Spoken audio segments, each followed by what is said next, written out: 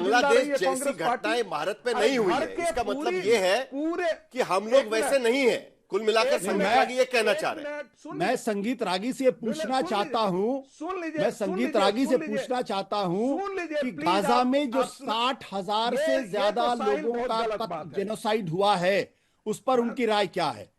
मैं इनसे पूछना चाहता हूं। बांग्लादेश में जो हुआ वो दुखद है, निंदनीय है, हम सब लोग उसकी भर्त्सना करते हैं, लेकिन गाजा में जो 60,000 से ज्यादा निर्दोष लोगों को, जिसमें 80% महिलाएं और बच्चे हैं, जिनका खुलेआम जेनोसाइड किया गया है, स्टारवेशन डेथ्स हुआ है, पूरी दुनिया ने जिसको कंडेम किया है, उस पर संगीत रागी और भारतीय जनता पार्टी की क्या राय है? मैं जानना चाहता हूं। ये हम गाजा की बात करेंगे तो बहुत सारी बातें निकलेंगे।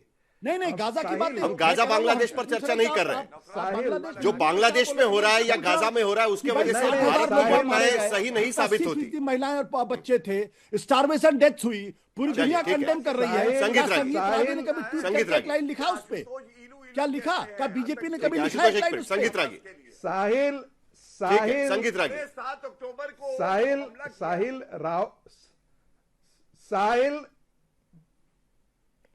साहिल या तो आप आशुतोष से बुलवा लीजिए, क्योंकि आशुतोष सारे प्रश्नों का जवाब है। एक चूंकि वाशिंगटन डीसी होकर के आए हैं, इसलिए वाशिंगटन डीसी का ही रिपोर्ट वो देंगे।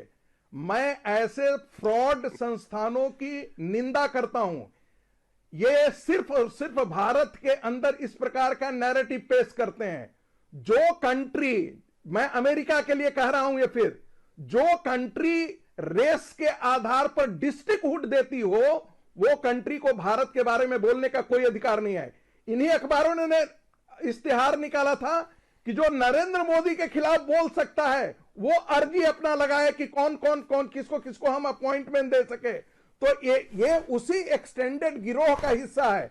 पश्चिम बंगाल के अंदर इतनी हत्याएं हुई, दंगे हुए, आज तक तो नहीं हुआ। रामनवमी के समय इस देश में क्या आपने कभी ऐसा चलाया क्या कि रामनवमी के दिन देश में अंदर कितने जगहों पर जुलूसों पर दंगे हुए हैं, कितने जगह पर पत्थर फेंके गए हैं मस्जिदों से?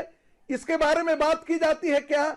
जब ये कहा जाता तो इसके वजह से बरेली की घटना सही साबित होती है। कोई पूजा के लायक नहीं है, तो ये क्या ये हेट नहीं? संगीत रागी, उसका मैंने ऐसा नहीं अगर कहा। किसी भी धार्मिक प्रोसेशन पर हमला होता है तो उसका विरोध किया जाना चाहिए। बिल्कुल नहीं, उसका निषेध किया जाना चाहिए, उस पर कार्रवाई होनी चाहिए। लेकिन क्या उसकी वजह से बरेली, उड़ीसा, बाकी जगह पर जो घटनाएं हुई उसका समर्थन होगा? नहीं होगा ना।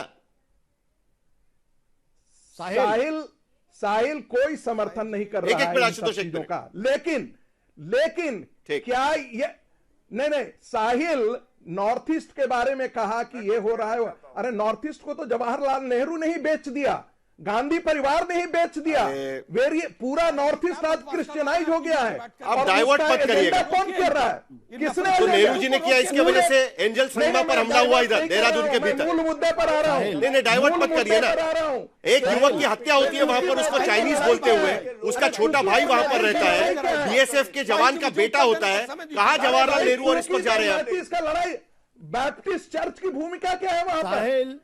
मणिपुर में बैप्टिस्ट चर्च की भूमिका, आलोक शर्मा जी जवाब दीजिए। चलिए, बारे में जिक्र कोई देश। आशुतोष एक मिनट, गौरव मुझे लगता है कि आलोक शर्मा जी जवाब आपने दीजिए। पूरे शो के अंदर कांग्रेस के वजह से माहौल खराब हो रहा है, संगीत रागी ये कहने की कोशिश कर रहे हैं।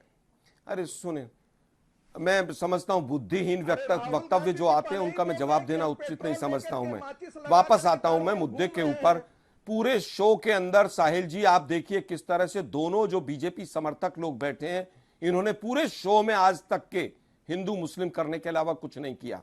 पंडित नेहरू से आप डरते हैं, राहुल गांधी से आप डरते हैं। आज हालत यह है कि सिस्टम होलसेल में कब्जा लिया गया है, और यही कारण है कि निशिकांत दुबे जैसा व्यक्ति सुप्रीम कोर्ट के बारे में कुछ भी कहकर चला जाता है और कोई एक्शन नहीं होता है उसके ऊपर। दुर्भाग्य यह है कि कन्हैया के रोको ना भाई इस नफरती चिंटू को। भाई यार साहिल आप रोक नहीं सकते यार। प्लीज कन्हैया नहीं, एक दूसरे पर टिप्पणी नहीं प्लीज। कन्हैया रुके हुए आप जवाब दीजिएगा। चलिए जल्दी से, उसके बाद गौरव भाटिया बात करेंगे। चलिए, मतलब पंडित नेहरू जो 13 साल जेल में रहा, उसके लिए कुछ भी कहकर चले जाएंगे लोग टीवी चैनल। समय मत खराब करिए, कोई बात नहीं कर रहा है। आलोक शर्मा जी जल्दी से आपकी बात रखिएगा। यार इसको रोकिए ना भाई।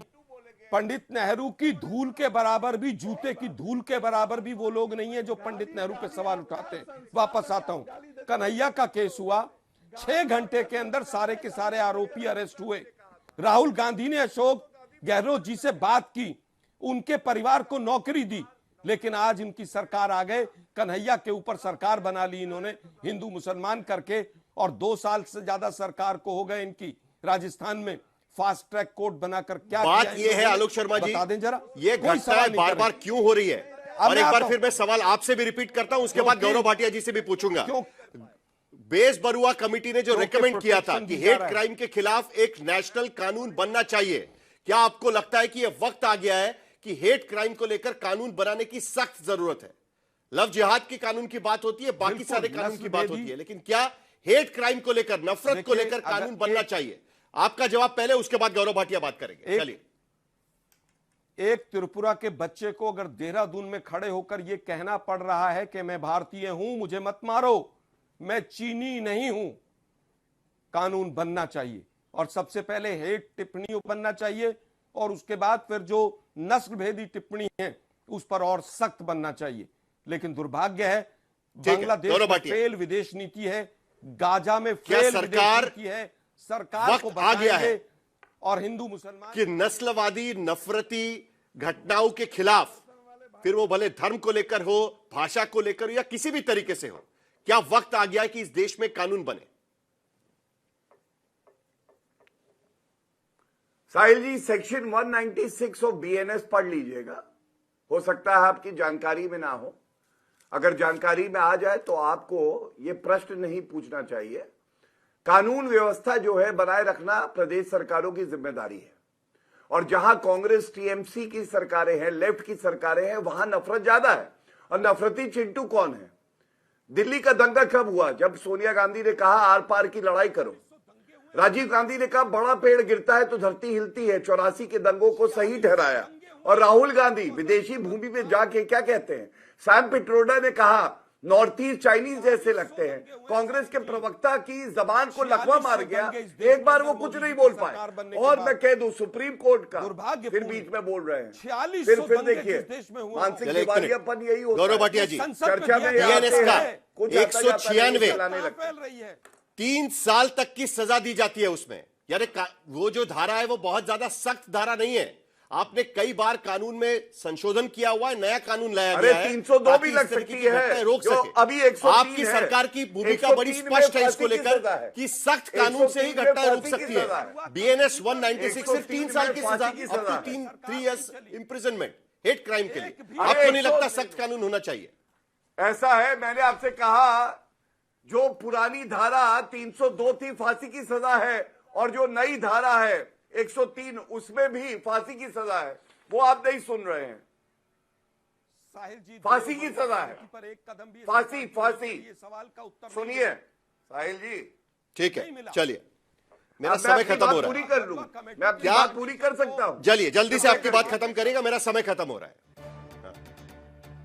चलिए, तो कुल मिलाकर एक बात साफ यहां पर नजर आती है कि जब भी इस तरीके के नफरत को लेकर इस तरीके की घटनाएं होती है, बार बार यह चर्चा होती है कि आखिरकार ये घटनाएं बार बार क्यों हो रही है। क्या वक्त आ गया है कि जिस तरीके से पहले रिकमेंड किया गया था, एक सख्त कानून बनाने की जरूरत आ पड़ी है? अगर वो कानून बनता है तो क्या ये नफरत के घटनाएं रुक पाएंगी, या सचमुच में देश में माहौल बदल रहा है जिसके वजह से ये घटनाएं बनी? खैर, राजनीतिक चर्चा इस पर होती रहेगी, लेकिन कहीं ना कहीं हमें भी इस पर सोचना होगा कि इन घटनाओं पर कैसे लगाम लगाया जाए।